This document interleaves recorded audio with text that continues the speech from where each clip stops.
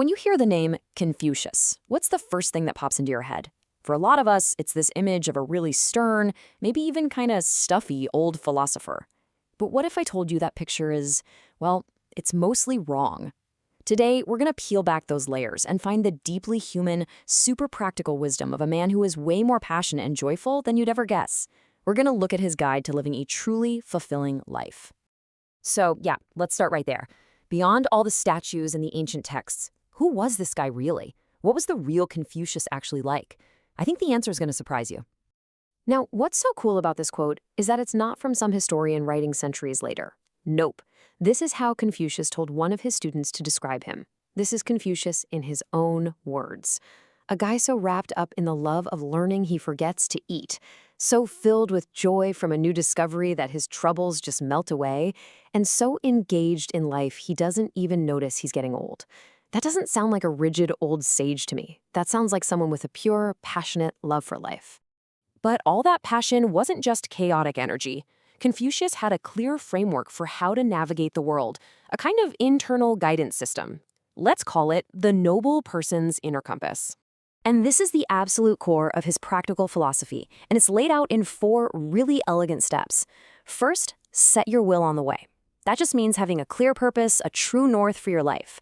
Second, grasp virtue firmly. You got to ground yourself in solid moral principles.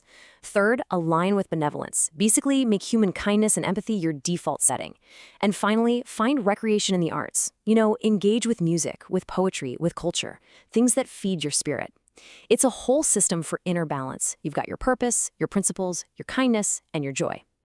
Okay, that all sounds great, right? But it can also feel a little abstract. The way, virtue, benevolence, these are huge concepts. So the million-dollar question is, how do you actually do this stuff? How do these big ideas actually show up in our day-to-day lives? And that brings us to the best part of this whole guide, cultivation in daily life. This is where the philosophy stops being philosophy and starts being real.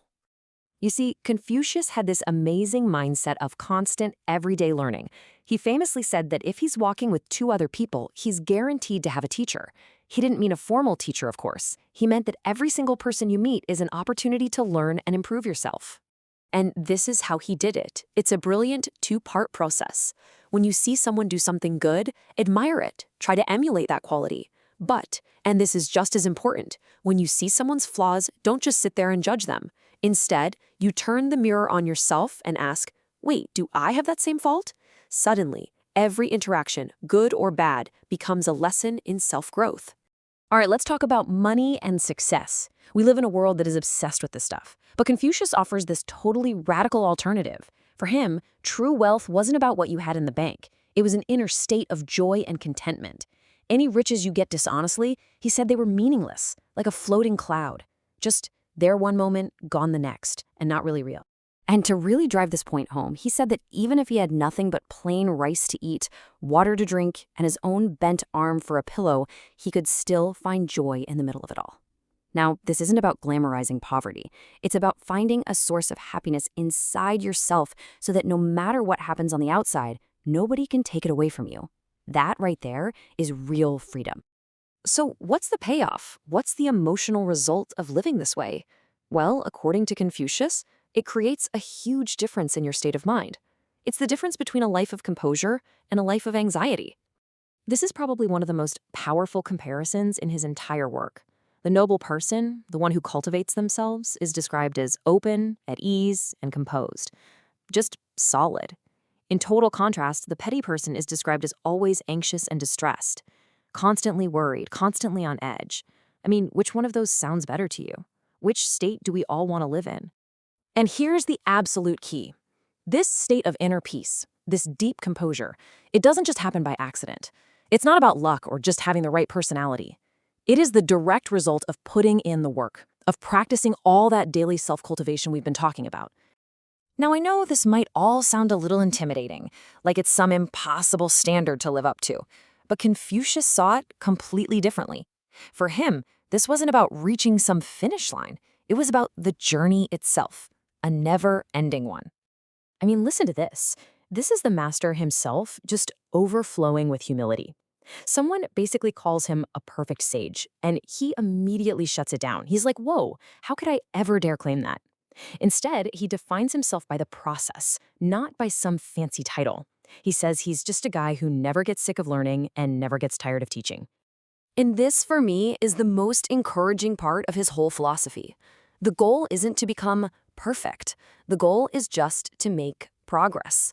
The whole point is to just keep learning, keep trying, keep growing day by day. So how do you start? You might think this journey needs some big, dramatic first step. But Confucius says, not at all. He asks this rhetorical question. Is benevolence that ultimate virtue? Is it really that far away? And then he gives this beautiful answer. The moment I truly want to be a good person, boom, it's already here. It all starts with one simple, quiet intention. And that's the thought I want to leave you with. The power to start this whole journey is right here, right now. It's in your own desire to be better. Confucius tells us that the second you decide you want to try, you've already taken the most important step. So the real question isn't how to be perfect. The question is, where does your cultivation begin today?